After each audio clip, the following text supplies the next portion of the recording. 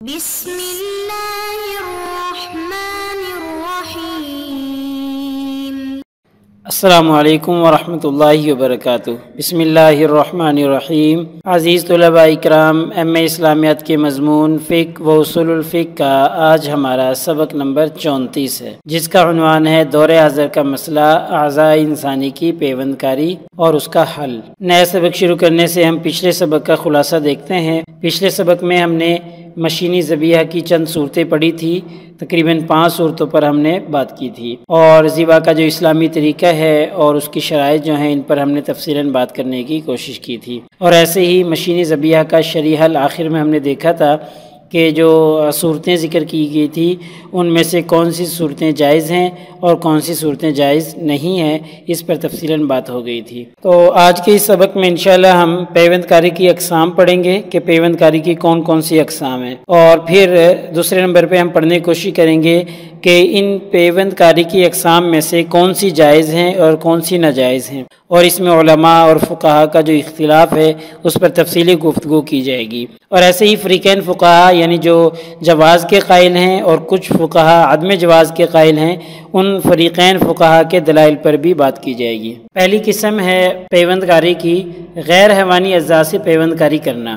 غیر حیوانی اجزاء جیسے سونا، چاندی یا اس طرح کی دوسرے اجزاء اور دوسری قسم کی دھاتیں، ان سے پیوند کاری کرنا جائز ہے۔ روایت میں ہے کہ حضرت عرفجہ رضی اللہ عنہ کی ناک زمانہ جاہلیت کی ایک لڑائی میں کٹ گئی تھی، تو پھر انہوں نے چاندی کی ناک لگوائی تھی اور اس چاندی کی ناک میں بو پیدا ہو گئی۔ انہوں نے نبی کریم صلی اللہ علیہ وسلم سے شکایت کی تو آپ صلی اللہ علیہ وسلم نے انہیں سونے کی ناک لگوانے کی اجازت دے دی تھی۔ تو اس سے معلوم ہوتا ہے کہ غیر حیوانی اجزاء سے پیوند کاری کرنا جائز ہے اور اس کے استعمال میں کوئی اختلاف نہیں ہے۔ تمام علماء اس پر متفق ہیں کہ غیر حیوانی اجزاء سے پیوند کاری کرنا جائز ہے۔ پیوند کاری کی دوسری صورت اور دوسری قسم ہے معقول اللحم جانوروں کے اعضاء سے پیوند کاری کرنا، یعنی وہ جانور جن کا گوشت کھایا جاتا ہے ان کے اعضاء کو استعمال کرتے ہوئے پیوند کاری کی جائے۔ اس قسم کی پیوند کاری میں علماء کا اتفاق ہے اور یہ بالاتفاق جائز ہے،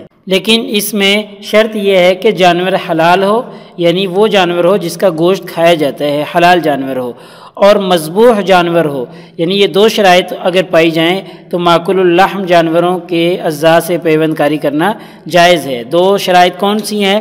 پہلی کہ وہ حلال جانور ہو، حرام جانور نہ ہو، اور دوسری قسم ہے کہ اس کو صحیح شریعت کے طریقے کے مطابق ذبح کیا گیا ہو، پھر ان کے اعضاء کو استعمال کیا جا سکتا ہے۔ فقہاء احناف نے لکھا ہے کہ ہڈی سے علاج کروانا جائز ہے، جبکہ وہ ہڈی بکری کی ہو، اونٹ کی ہو یا دوسرے مذبوح جانوروں کی ہو۔ اگر ان قسم کے جانوروں کی ہڈی ہے تو اس کو استعمال کرنا اور اس سے علاج کروانا جائز ہے۔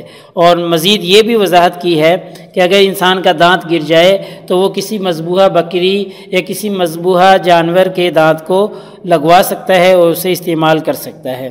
تو یہ دوسری قسم ہے پیوند کاری کی۔ پیوند کاری کی تیسری قسم ہے غیر معقول اللحم کے اعضاء سے پیوند کاری کرنا، یعنی وہ جانور جن کا گوشت نہیں کھایا جاتا ان کے اعضاء کو لے کر ان سے پیوند کاری کرنا یا ان سے علاج معالجہ کرنا، یہ پیوند کاری کی تیسری قسم ہے۔ تو وہ جانور جو غیر معقول اللحم ہیں ان کے اجزاء کو استعمال کیا جا سکتا ہے، لیکن صرف اضطرار اور مجبوری کی صورت میں کیا جا سکتا ہے، اس کے علاوہ عام حالات میں ان کا استعمال نہیں کیا جا سکتا۔ لیکن جو خنزیر اور انسان آدمی جو ہے اس کے اجزاء کو اضطرار اور مجبوری کی حالت میں بھی استعمال نہیں کیا جا سکتا۔ البتہ موجودہ دور کے اکثر فقہا نے حالت اضطرار میں خنزیر کے اجزاء کے استعمال کی اجازت دی ہے، لیکن علامہ سعیدی صاحب لکھتے ہیں کہ قدیم فقہا نے ضرورت کی بنا پر خنزیر کے جو بال ہیں ان سے جوتے بنانے کی اجازت دی تھی، کیونکہ وہ بال بہت مضبوط ہوتے ہیں، اس مضبوطی کی وجہ سے اجازت دی تھی۔ لیکن سعیدی صاحب نے بتایا ہے کہ اب زمانہ ترقی کر چکا ہے اور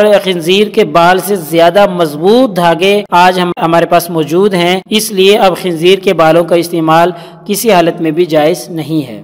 بہرحال اس تیسری قسم کا خلاصہ یہ ہے کہ جو غیر ماکول اللحم جانور ہیں ان کے اعضاء سے پیوند کاری کرنا صرف مجبوری اور اضطرار کی صورت میں تو جائز ہے، اس کے علاوہ جائز نہیں ہے۔ پیوند کاری کی چوتھی قسم ہے کہ انسان کے اعضاء کی انسان کے جسم میں پیوند کاری کرنا۔ اس مسئلہ میں طرفین یعنی امام ابو حنیفہ اور امام محمد رحمہ اللہ اور دوسری طرف امام ابو یوسف رحمہ اللہ یعنی طرفین کا اور امام یوسف رحمہ اللہ کا اختلاف ہے۔ طرفین یعنی کہ امام ابو حنیفہ اور امام محمد رحمہ اللہ کہتے ہیں کہ جسم سے علیحدہ ہو جانے والا جز اب صرف دفن کرنے کا ہی مستحق ہے، اسے دوبارہ استعمال نہیں کیا جا سکتا، وہ اس بات کا استحقاق ہی نہیں رکھتا کہ اب اسے دوبارہ استعمال کیا جائے، وہ صرف دفن ہونے کا مستحق ہے، لہٰذا اس جز کو انسانی جسم کے اس حصے کو دفن کر دیا جائے۔ لیکن اس کے برعکس امام ابو یوسف رحمہ اللہ فرماتے ہیں کہ اپنے ہی جسم سے علیحدہ ہو جانے والا جو جز ہے اس کے استعمال میں کوئی ممانعت نہیں ہے،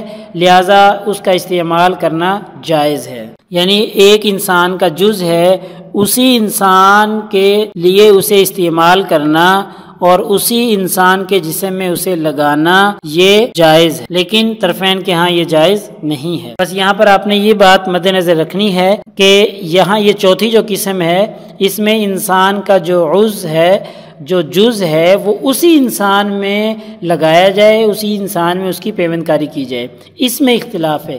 آگے اب ہم دیکھتے ہیں کہ پانچویں جو قسم ہے وہ ہے انسان کے اعضاء کی دوسرے انسان کے جسم میں پیوند کاری کرنا، یعنی چوتھی قسم اور پانچویں قسم میں فرق ہے۔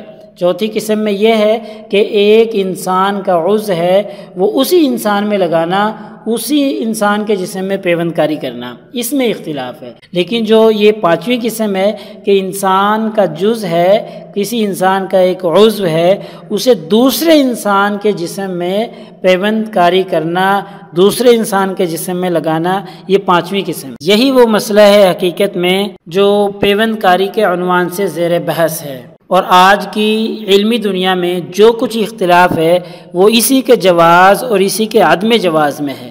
یعنی ساری بحث موجودہ دور میں فقہاء کی اور فقہ اکیڈمیز کی اس موضوع پر جو ابحاث موجود ہیں وہ اسی قسم پر ہیں۔ اس قسم کی پھر ذیلی مزید اقسام ہیں۔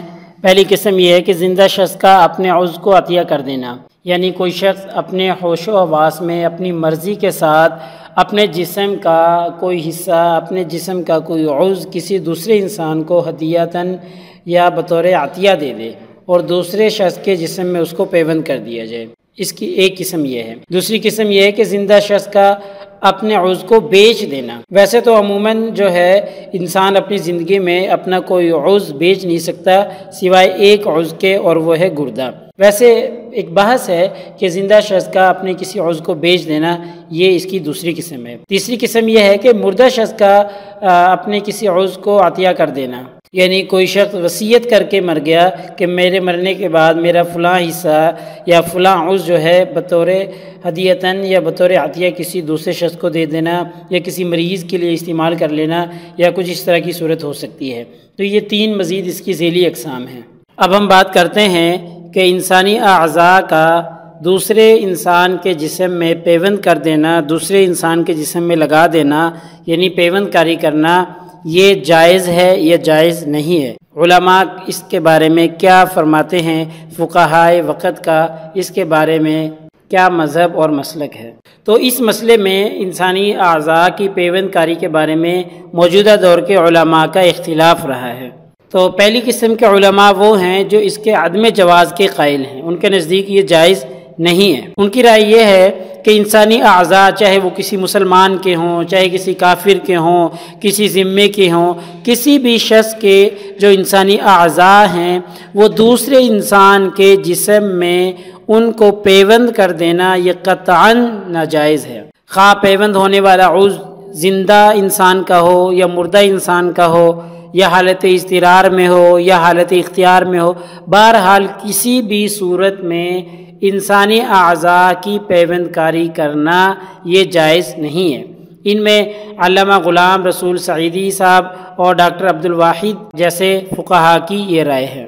دوسرا موقف اور دوسرے قسم کے علماء جو اس کے جائز ہونے کے قائل ہیں، جن میں موجودہ دور کے مفتی منیب الرحمن اور مفتی تقی عثمانی صاحب یا ان جیسے دوسرے علماء بھی شامل ہیں، ان کے نزدیک انسانی اعضاء کی پیوند کاری جائز ہے، اور یہ جواز صرف دو صورتوں میں ہے کہ کوئی انسان زندہ اور اپنے ہوش و حواس کے قائم ہونے کے ساتھ اپنے اعضاء کو دوسرے انسان کو دے دے، جبکہ دوسری شرط یہ ہے کہ اگر کوئی شخص اپنے اعضاء کے استعمال کی وصیت کر کے مرا کہ میرا کوئی عضو یا میری آنکھ یا میرا دل یا میرا گردہ کوئی بھی چیز میرے مرنے کے بعد وہ کسی دوسرے شخص کو بطور عطیہ یا بطور ہدیہ دے دی جائے یا کسی دوسرے شخص کو استعمال کی اجازت دے دی جائے تو اس صورت میں یہ جائز ہوگا۔ بہرحال جو اس کے جواز کے قائلین ہیں ان کے ہاں یا تو کوئی اپنے ہوش و حواس کے ساتھ زندہ شخص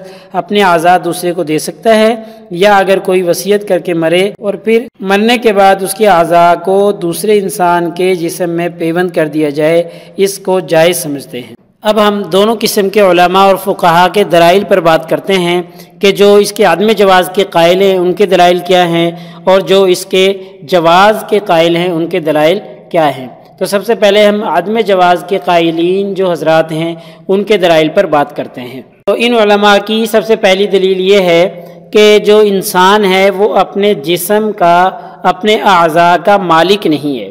اللہ تعالیٰ نے اس کو اس کے جسم کا، اس کی جان کا مالک نہیں بنایا۔ یہی وجہ ہے کہ اسلام میں خودکشی کرنا حرام ہے۔ کیونکہ یہ جو زندگی اللہ تعالیٰ نے انسان کو عطا کی ہے، یہ زندگی اس کے پاس امانت ہے۔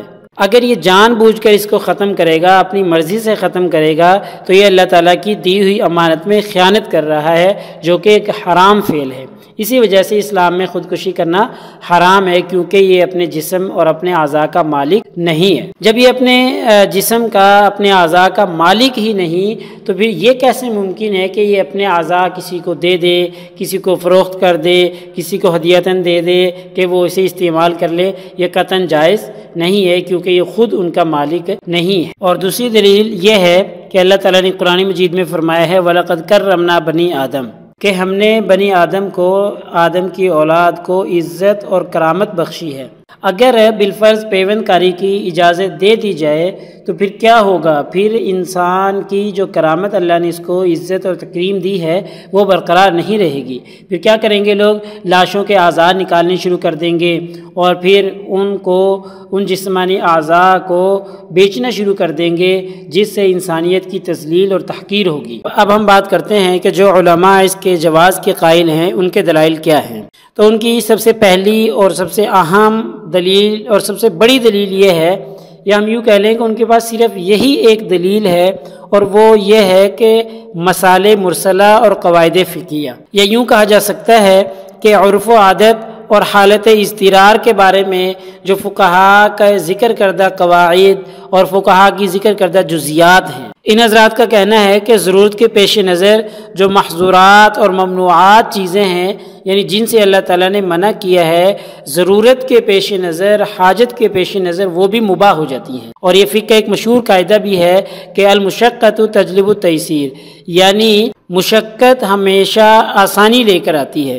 جہاں مشقت ہوگی وہاں شریعت آسانی پیدا کر دے گی۔ لہٰذا حالت اضطرار میں حرام چیزوں کے کھانے کی بھی اجازت دی گئی ہے۔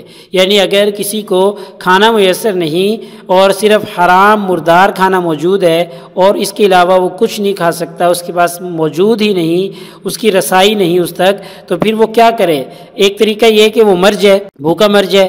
دوسرا طریقہ یہ ہے کہ شریعت اس کو اب آسانی دے دے گی، جتنا کھانا کھانے سے آپ زندہ رہ سکتے ہو مردار میں سے اتنا حصہ کھا لو۔ یہاں پر دیکھیں شریعت کا جو حکم ہے وہ عرف و عادت اور حالت کی وجہ سے، حالت اضطرار کی وجہ سے بدل گیا۔ تو ایسے ہی اس مسئلہ میں بھی، پیوند کاری کے مسئلہ میں بھی حالت اضطرار ہے، جس کی وجہ سے حکم بدل جاتا ہے۔ مصلحت اور ضرورت کے تحت جو احکام میں تبدیلی ہوتی ہے، اس کے بارے میں یہ علماء بہت سے دلائل اور بہت سی جزیات کو پیش کرتے ہیں۔ دیکھیں جن میں ایک جزء یہ بھی پیش کرتے ہیں کہ اگر حاملہ عورت مر جائے اور یہ یقین ہو، غالب گمان ہو کہ اس کے پیٹ میں جو بچہ ہے وہ زندہ ہے، تو اس بچے کو نکالنے کے لیے ماں کا پیٹ چاک کرنا جائز ہوتا ہے۔ حالانکہ عام صورت میں ماں کا پیٹ چاک کرنا جائز نہیں، لیکن ضرورت کی وجہ سے، حاجت کی وجہ سے، یا حالت اضطرار کی وجہ سے اس ماں کا پیٹ چاک کرنا جائز ہو جاتا ہے۔ ایسے ہی ایک جز یہ بھی پیش کرتے ہیں کہ ایک شخص ہے، اس نے موتی نگل لیا، کوئی سونے کے زیورات ہیں وہ نگل لیے، یا کوئی قیمتی موتی تھا وہ نگل لیا، اور پھر یہ نگلنے والا مر گیا، اس کی موت واقع ہو گئی، تو پھر اس کے پیٹ کو چاک کر کے موتی نکالا جائے گا۔ یہ بھی حالت اضطرار اور مصلحت کی وجہ سے ایسا کیا جائے گا۔ لہٰذا خلاصتاً اگر ہم بات کریں تو اس مسئلے کا خلاصہ یہ نکلتا ہے کہ اگر کوئی ایسا مریض ہے، ایسی حالت کو پہنچ گیا ہے کہ اس کا کوئی عضو اس طریقے سے بیکار ہو گیا کہ اگر اس عضو کی جگہ کسی دوسرے عضو کو نہ لگایا گیا، اس کی پیوند کاری نہ کی گئی، تو یہ غالب گمان ہے کہ شخص کی جان چلی جائے گی۔ تو ایسی ضرورت اور مجبوری اور بے بسی کے عالم میں عضو انسانی کی پیوند کاری کروا کر جان کو بچانا، جان بچانے کی تدبیر کرنا مریض کے لیے مباح کا راستہ اختیار کرنا ہے۔ لہٰذا اس طریقے سے مریض کی جان کو بچا لیا جائے گا۔ خلاصتاً بات یہ ہے، یعنی مجبوری کی صورت میں پیوند کاری کی جائے گی۔ لہٰذا آج کے ہمارے سبق کا خلاصہ یہ نکلا کہ آج ہم نے پیوند کاری کی اقسام پڑھی ہیں، اور پھر اس کے جواز اور عدم جواز میں جو علماء کے اختلاف ہے اس پر روشنی ڈالی ہے، اور پھر فریقین فقہا کے جو دلائل ہیں جواز اور عدم جواز کے حوالے سے ان پر گفتگو کی ہے۔ اگلے سبق نمبر 35 میں انشاءاللہ ہم دور حاضر کا مسئلہ انتقالی خون پر تفصیلی بحث کریں گے۔ جزاکم اللہ خیر۔ السلام علیکم ورحمۃ اللہ وبرکاتہ۔